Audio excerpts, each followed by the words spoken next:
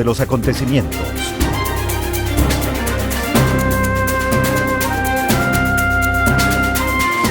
Lo profundizamos en una entrevista en vivo. Damos la bienvenida al sociólogo Daniel Pontón, docente de la Escuela de Seguridad del IAE. Sociólogo Pontón, es un buen momento tras cifras que ha emitido el Gobierno Nacional nuevamente con respecto a la seguridad, de conversar sobre ese tema para saber cómo marcha este conflicto armado interno. 280 sospechosos que han sido procesados en los operativos conjuntos integrados en las acciones por militares y policías, han decomisado casi 4.000 armas de fuego, 25.000 explosivos, 202.000 balas, 1.500 cargadores, 5.000 armas. Es parte de las cifras que se entregan. Nuevamente apelamos a su conocimiento académico sobre el tema para evaluar cómo están las cosas. Más allá de las percepciones, lo que nos gustaría es nuevamente acudir a los índices, a los indicadores que son necesarios, indispensables diríamos, cuando incluso algunas cifras dadas por el propio presidente de la República entran en duda, como este tema del empleo joven, cifras que no cuadran con otras informaciones que vienen del propio oficialismo. ¿Cómo estamos en materia de seguridad?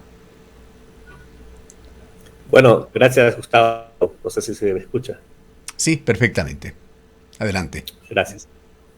A ver, creo que el tema todavía existe una gran, digamos, incertidumbre frente al tema, ¿no? Yo creo que el camino que el Ecuador tiene que llevar para medianamente tener niveles aceptables de seguridad es vasto. Si bien la declaratoria del estado de excepción y el conflicto armado pusieron en alto una serie de eventos que cualquier persona con juicio de sensatez no puede tolerar, ¿no? Lo que pasó en este país era inaceptable, que grupos criminales pongan en vilo un país, ¿no? A sus instituciones, a la ciudadanía, etc.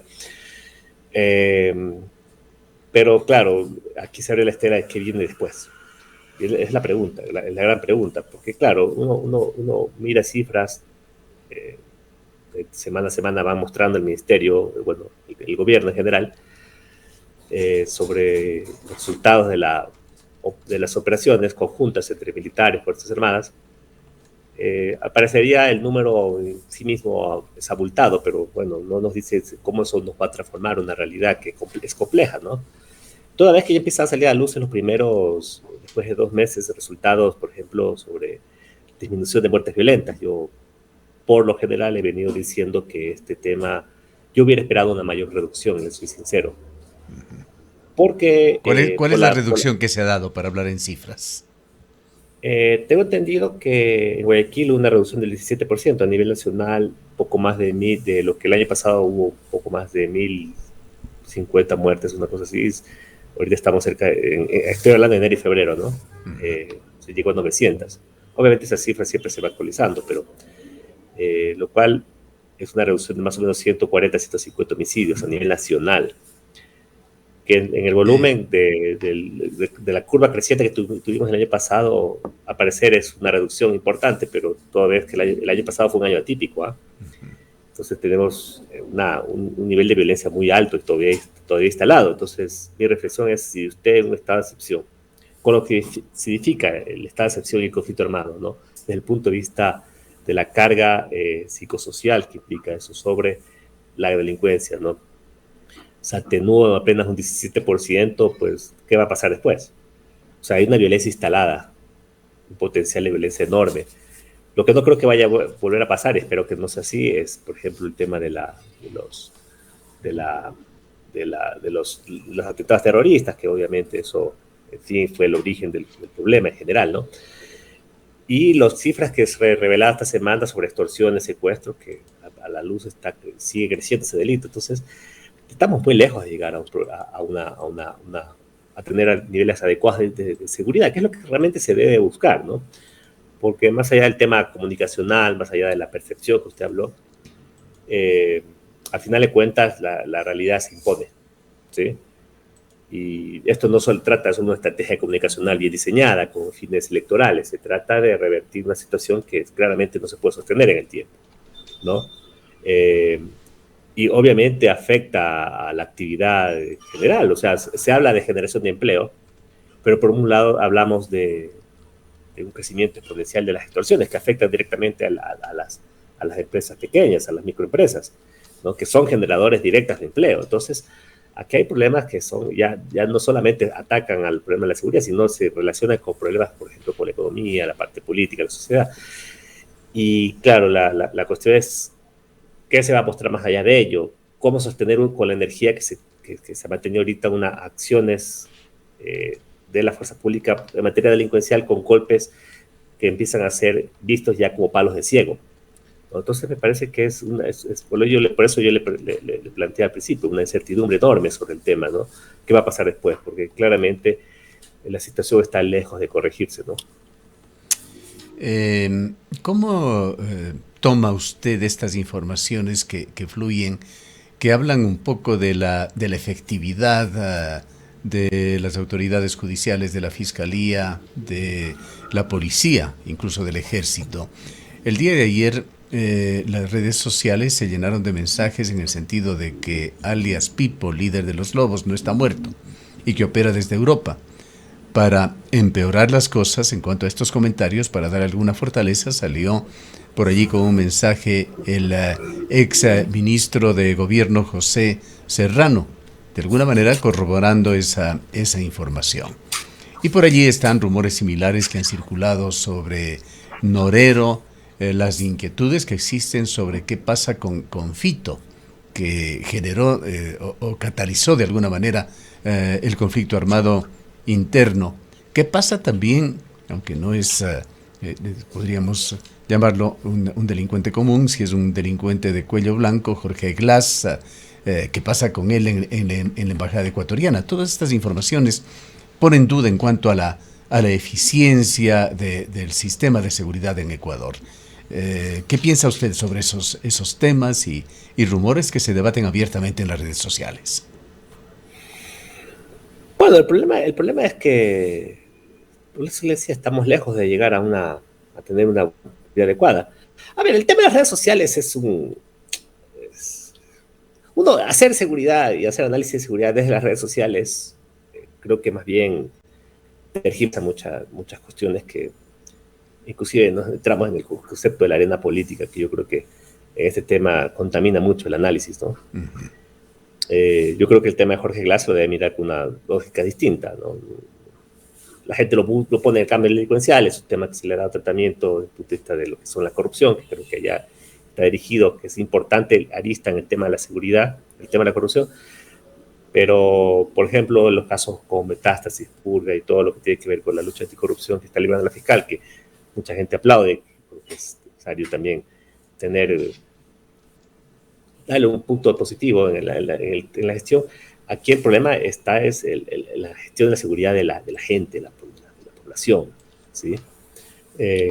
Sí me dio con preocupación lo que se relata respecto al caso de este señor, de este Pipo, ¿no? Que ha tomado trascendencia en los últimos meses, sobre su relación, porque al parecer, según lo que nos relata el mismo exministro Serrano, los Lobos sería la organización criminal más poderosa ahorita en el país, las que estarían operando, estarían detrás de todo lo que son los temas de los asesinatos y todo lo que vimos el año pasado, los grandes temas que pusieron al país a una condición muy, muy caótica. Cada vez informaciones más sólidas en el sentido de que ellos fueron los ejecutores del asesinato de Fernando Villavicencio. Así es, y una serie de cuestiones que son inexplicables, por ejemplo, el tema de la vinculación con la mafia albanesa, el tema del caso León de Troya, y una serie de cuestiones que hacen presumir que esta agresión criminal ha dado un salto cualitativo de una forma muy importante, y detrás de eso la recesión parece ser que está impoluta, ¿no? Está intocada, ¿no? No tocada. Entonces, eso hace ver que la cuestión es que estamos en una especie de efecto anestesia, ¿no? Cuando usted introduce una medida muy drástica como esta excepción, obviamente va a generar un efecto de una relativa calma, pero la pregunta es qué va a pasar después de que ese efecto pase. Por eso también mi preocupación futura, ¿no? A ver, pero no quiero entrar en el juego del pesimismo, porque bueno, ahí se introdujo ahí la palabra sufridor, ¿no? Uno sufre para hacerle contra el gobierno. A veces uno lo que hace es hacer análisis, y esos análisis a veces no gustan a ciertos autores políticos. Eso es otro tema, ¿no? Pero me parecería que aquí Bueno, en el esto, tema es algo que toca también generar algo positivo. es algo que toca también al periodismo. Hay que poner en duda las cosas. Ayer escuchábamos a Martín Pallares, un destacado periodista, que decía, hay que dudar de todo lo que dice el gobierno. Bueno, quizá dudar no de todo, pero hay que poner en duda las cosas. Hay incluso técnicas actuales de periodismo que usted las conoce muy bien, del fact-checking, que son herramientas para justamente contrastar lo que se dice oficialmente con lo que pueden ser realidades. Y justamente dentro de ese panorama quisiera preguntarle, ¿la Academia Ecuatoriana tiene ya conocimiento cabal del Plan Fénix? Su conocimiento permitiría una evaluación, permitiría además el hecho de contar con opiniones calificadas y sobre todo de disminuir el umbral de incertidumbre. A ver, justamente ayer hablaba con una persona de la Embajada de Estados Unidos sobre ese tema, ¿no? El famoso Plan Fénix, porque me preguntaron si existe. Yo le decía, bueno, pero yo creo que esto del tema del Plan Fénix ya se constituye una especie de retórica, ¿no? Porque claramente el plan no solamente está en la cabeza del presidente, o sea, está en un grupo muy selecto de tomar una decisión. Y me decían esa pregunta, ¿de dónde nació esta iniciativa de no hacer público un plan, ¿no? Siempre he tenido conocimiento desde el ámbito el deber ser de la política pública, que los planes tienen que tener un alto nivel de socialización para que sean planes. Pero al parecer en estos últimos años hemos visto totalmente una posición que va en contra de eso. ¿Y dónde nació eso? Porque el Lazo también le pasó lo mismo. El Lazo decía que tenía un plan y nunca lo socializó, ¿no? Decía, bueno, Bukele fue el que un poco decía, nunca pongas tu plan a la gente porque de alguna otra forma demuestras cuáles son tus intenciones a la delincuencia. Claro, hay digamos, allí un espacio permisible en cuanto a no divulgar información cuando se trata de temas de seguridad estratégica de un Estado.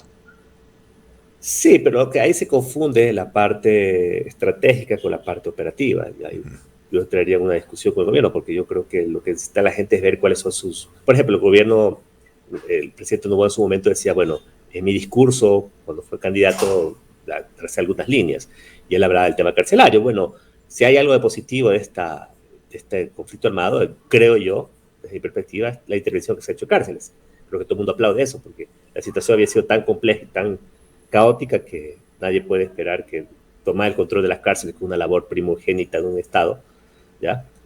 No sea positiva. O sea, a propósito de esto, permíteme hacerle una pregunta con sabor, con carácter local. Aquí el alcalde acaba de anunciar que con apoyo del gobierno, con financiamiento parcial, se construirán 3 retenes en los 3 ingresos a la cárcel de Cuenca. ¿Cómo puede aportar un proyecto de esta naturaleza en incrementar, en mejorar la seguridad?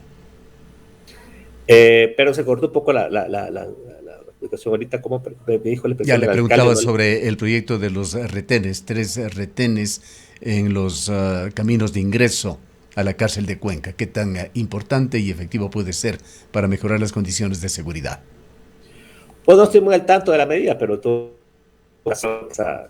una solución que, como solución que plantea, esté articulada con lo que es la posición que tiene el gobierno, ¿no? Hay un gran problema que tienen los alcaldes, que por general toman iniciativas que son desconectadas de las demandas reales que tiene el gobierno en general. O sea, una iniciativa local no puede estar desconectada de lo que es la política gubernamental, que es responsable directo sobre el manejo del control de cárceles, la seguridad ciudadana y el orden público en general, ¿no? Entonces, a veces, en todo caso, no es un proyecto aislado, están estamentos del gobierno participando en esto, pero también se incluirá allí a guardias del municipio. Bueno, tendré que ver si es que eso si esa medida responde a eso, y bueno, si es así, que bueno, espero que sea fructífera y deseo que le vaya bien, ¿no? No tengo mayor detalle para comentar eso, porque no he estado enterado mucho. ¿Sí? Bien, en todo caso, ¿cómo ve usted el tema? ¿Qué va a pasar luego del 8 de abril, fecha en la cual terminará el estado de excepción? Esa es la gran pregunta que nos hacemos, ¿no? A ver, porque aquí surgió el debate sobre si el estado de excepción y el conflicto armado son lo mismo. Yo creo que el pronunciamiento que hizo la Corte Constitucional fue claro. El uno es un tema de hecho y el otro es un tema constitucional legal que tiene que ver con la declaratoria de restricciones a las libertades de las personas. Pero el tema aquí es cómo se puede operar un conflicto armado sin estado de excepción. O sea, yo creo que son complementarios. Y si bien es cierto, el conflicto armado, como medida de hecho va a seguir manteniéndose. Por ejemplo, cómo operar en el territorio para, por ejemplo, mantener el toque de queda sin estado de excepción. Usted no puede mantener un toque de queda, como se dice actualmente, sin estado de excepción, porque es limitar libertades. O sea, a mí nadie puede decir no salga de la calle de su casa a las 12 de la noche o 1 de la mañana. Estamos en toque de queda en Quito, por lo menos, ¿no? Y solo esa figura se puede hacer con estado de excepción. La pregunta es cómo lo va a hacer. Ese es un gran interrogante. Yo creo que hay un vacío legal. Y la consulta popular, que tiene muchas preguntas relacionadas con la seguridad, con el Código Penal, cambiará, pero bueno, la consulta popular cambiará pregunta, el marco legal, cambiarán las cosas si es que son aprobadas, cuando se aprueben esas preguntas. Bueno, la consulta popular tiene una pregunta que es clave, que es complementar la reforma que se hizo en diciembre respecto al rol de las Fuerzas Armadas. Uh-huh. Ese tema es fundamental porque claramente si se aprueba ya tomará vía legal eso y las Fuerzas Armadas podrán de forma sistemática y de forma permanente operar en el territorio en complemento a la labor que hace la policía y para mantener el orden público en general, ¿no? Y entendería que no se necesita decretar un estado de excepción para que las Fuerzas Armadas estén en el territorio. Pero claramente el tema del estado de excepción no solamente posibilita la acción de las Fuerzas Armadas en el territorio, ¿no? Existe otro tipo de instrumentos que son importantes en materia de seguridad, por ejemplo, restricción del derecho a la movilidad, a la inviolabilidad del domicilio, a las comunicaciones, a la organización, a la reunión de las personas, etc. Una serie de cosas que son fundamentales y en un conflicto armado es mucho más importante.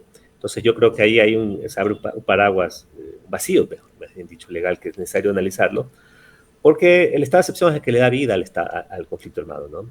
Porque lo que podemos tener en el futuro es una gran retórica de un conflicto armado, de una guerra, que ya nos está costando impuestos, nos está costando restricciones a nuestra movilidad, a unas renuncias, a una serie de libertades que tiene la gente,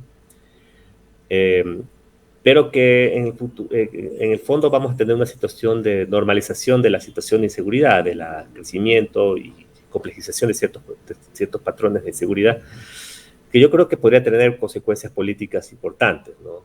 Porque yo creo que la retórica solamente comunicacional, porque todo el mundo aplaude la estrategia comunicacional del gobierno en este sentido, creo que es importante, pero el tema comunicacional no se vive en materia gubernamental solamente, ¿no?